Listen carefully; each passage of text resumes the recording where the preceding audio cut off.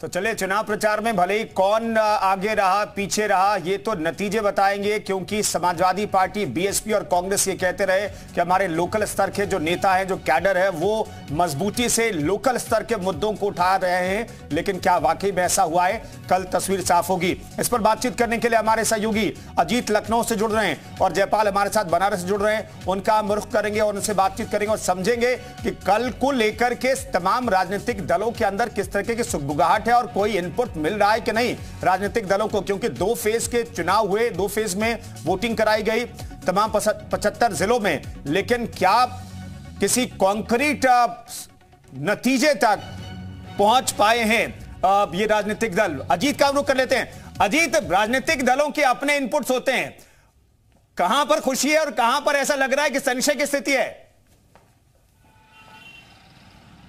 देखिए, बिल्कुल कुंदन, समाजवादी पार्टी के प्रदेश अध्यक्ष ने 12 बजे एक प्रेस कॉन्फ्रेंस की और प्रेस कॉन्फ्रेंस में उन्होंने जो बात की उससे साफ साफ लग गया कि समाजवादी पार्टी पहले से ये आरोप लगाना शुरू कर दे रही कि सिस्टम का दुरुपयोग होगा, मशीनरी का दुरुपयोग होगा, अधिकारियों का दुरुपयोग होगा। यानी डर समाजवादी पार्टी को अभी से दिखने लगा। दूसरी बात, अगर पूरे उत्तर प्रदेश की बात करें, 17 नगर निगम, 545 नगर पंचायत और लगभग 193 नगर पालिकाएं, तो बीजेपी पूरे चुनाव में अपर हैंड रही। जो आप बात देखिए, पूरे चुनाव में कहीं लोकल मुद्दा आपको कुंदन नहीं दिखा होगा। टोटल जो है बाबा का बुलडोजर, लॉ एंड ऑर्डर, जो उत्तर प्रदेश की जो कानून व्यवस्था है, महिला सुरक्षा, यही सब जगह मुद्दे रहे। और देखिए, पिछली बार 16 नगर निगम में से 2 बीएसपी के पास थी पश्चिमी उत्तर प्रदेश में, 14 भारतीय जनता पार्टी के पास थी।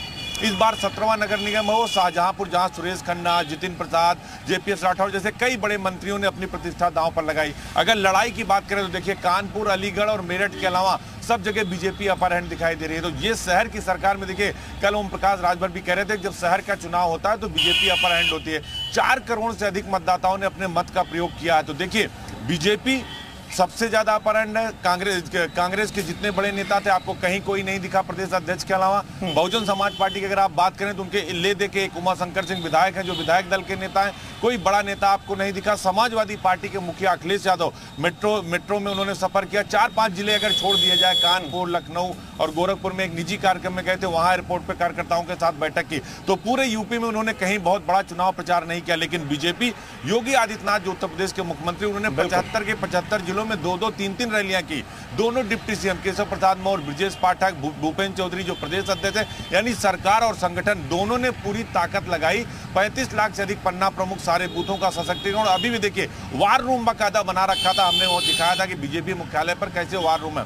अब बात करते हैं लखनऊ मेयर की सीट की। देखिए, पिछली बार संयुक्ता भाटिया थी, पहली महिला मेयर चुनी गई थी। इस बार सुषमा खरटवाल है, समाजवादी पार्टी से वंदना मिश्रा। 110 वार्ड है यहाँ पर। तो आप इस बात से अंदाजा लगाइए कि जो जनता है वो अपना मेयर चुनेगी, अपना पार्षद, अपना नगर पालिका अध्यक्ष, अपना नगर पंचायत अध्यक्ष। लेकिन इस बार जो मुद्दे थे वो स्थानीय नहीं बल्कि राष्ट्रीय मुद्दे थे। और देखिए, कर्नाटक से लेकर उत्तर प्रदेश तक बजरंगबली की जय चली, आपने देखा होगा। बुलडोजर की जय चली, वो आपने देखा होगा। योगी आदित्यनाथ ने पश्चिम में कहा कि यूपी में ना गुंडा ना दंगा, पूरा यूपी चंगा। ये सारे मुद्दे थे। तो अब कल जब सुबह मतगणना शुरू हो जाएगी और सबसे पहले और सबसे तेज नतीजे हम दिखाएंगे कुंदन, तो ये साफ हो जाएगा कि जनता ने किसको ताज पहनाया और किसको वापस घर भेज दिया।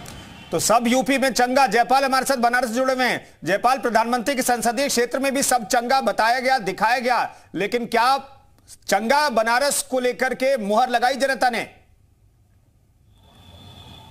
बिल्कुल, देखिए कुंदन, अगर आपको बनारस की तस्वीर बताएं, जैसा कि हमारे वरिष्ठ सहयोगी अजीत बचा रहे हैं, कमोबेश बनारस की स्थिति जो है वो इसी तरह की रही।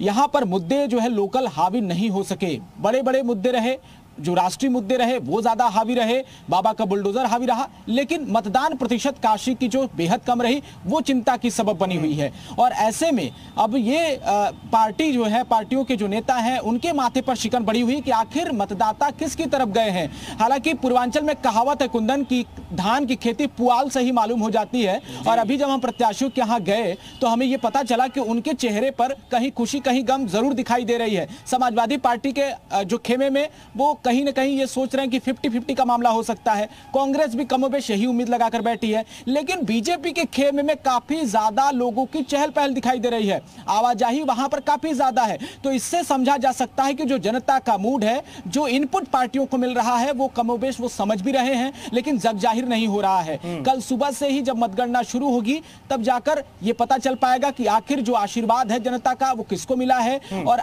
किसको घर बैठना है। लेकिन काशी की जनता ने अपना फैसला सुना दिया है और कल जो है सभी प्रत्याशियों के किस्मत का फैसला होगा। कुल 36 बागी हैं भाजपा से, इस बार भाजपा विधायकों की भी किस्मत का फैसला हो जाएगा, क्योंकि उन्होंने अपने चहेतों को जो टिकट दिलवाया था और उससे तमाम जो बागी थे वो निकलकर उन्होंने अलग से चुनाव लड़ा है। तो बीजेपी के अंदर खाने भी इस वक्त जो है विश्लेषण का दौर शुरू होगा और कहीं ना कहीं कल तमाम जो पार्टियां होंगी वो अपने अपने बड़े नेताओं, जिन्होंने अपने चहेतों को यहां पर टिकट दिलवाया था, उनको लेकर भी एक विश्लेषण शुरू करेंगी। तो ये एक अलग मसला है, लेकिन कल सभी को इंतजार है कि कल किस तरह से उनके जो दावेदार हैं, जो उनके प्रत्याशी हैं, वो जीत कर आते हैं और इसी को लेकर हर कोई अपनी तैयारी कर चुका है। बिल्कुल नजर बनाए रखिएगा जयपाल। हम आकाश का रुख कर लेते हैं, मुरादाबाद से जुड़ रहे हैं आकाश।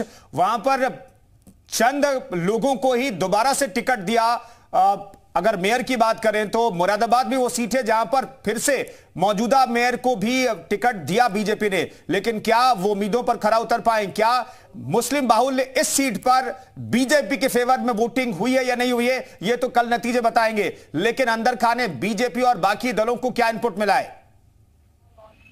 जी देखिए कुंदन, क्योंकि हमने भी जो प्रत्याशी उनसे जाकर के बातचीत करने के दौरान जब हमने उनसे ये जानना चाहा कि वो जीत को लेकर कितने आश्वस्त है, तो उनका कहना है कि जो है वो जीत की, जहां भारतीय जनता पार्टी के मेयर प्रत्याशी की बात करें तो वो बोल रहे हैं कि वो जीत की हैट्रिक इस बार लगाने वाले हैं, क्योंकि उनको जो हर तरीके से वोट मिला है, हर क्षेत्रों से वोट मिला है। इसके अलावा कांग्रेस के जो प्रत्याशी है वो भी यही कह रहे हैं कि उनको एक तरफा वोट पड़ा है। लेकिन सपा और बसपा के जो प्रत्याशी है वो बोल रहे हैं कि हमने जो है इन दोनों के बीच में से हमने जो अपनी सीट निकालने का पूरा प्रयास किया है। इसके अलावा क्योंकि कल को मतगणना होनी है, तैयारियां प्रशासन की जो है वो पूरी हो चुकी हैं, सभी की इस समय धड़कनें तेज है। सभी प्रत्याशियों के चेहरे पे कहीं ना कहीं इस चीज की शिकत अभी दिख रही है, क्योंकि नतीजे आने से पूर्व कोई भी कुछ कहने को पूरी तरह से तो तैयार नहीं है। उम्मीद सभी अपनी अपनी जीत की जता रहे हैं।